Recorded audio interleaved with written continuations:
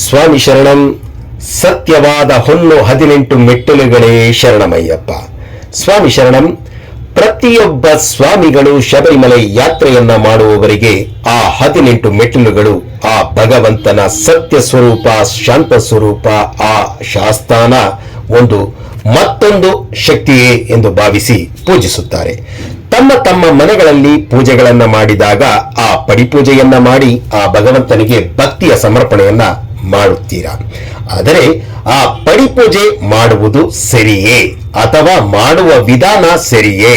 ಈ ವಿಚಾರವಾಗಿ ಮೈಸೂರಿನ ಹಿರಿಯ ಗುರುಸ್ವಾಮಿಗಳಾದಂತಹ ಕೃಷ್ಣ ಗುರುಸ್ವಾಮಿಗಳೊಬ್ಬರ ಅಭಿಪ್ರಾಯ ನಾಳೆ ಬೆಳಿಗ್ಗೆ 10 ಗಂಟೆಗೆ ನಿಮ್ಮ VSS ಮೀಡಿಯಾ ಯೂಟ್ಯೂಬ್ ಚಾನೆಲ್ ನಲ್ಲಿ ಪ್ರಸಾರವಾಗುತ್ತಿದ್ದು ಹಾಗೂ ಮಣಿಕಂಠನ ಮಹಿಮೆ ಫೇಸ್ಬುಕ್ ಪೇಜ್ ನಲ್ಲಿ ಪ್ರಸಾರವಾಗುತ್ತಿದ್ದು ಅದಕ್ಕೆ ತಮ್ಮೆಲ್ಲರ ಪ್ರತಿಕ್ರಿಯೆ ಅತ್ಯವಶ್ಯಕ. ಸ್ವಾಮಿ ಶರಣಂ.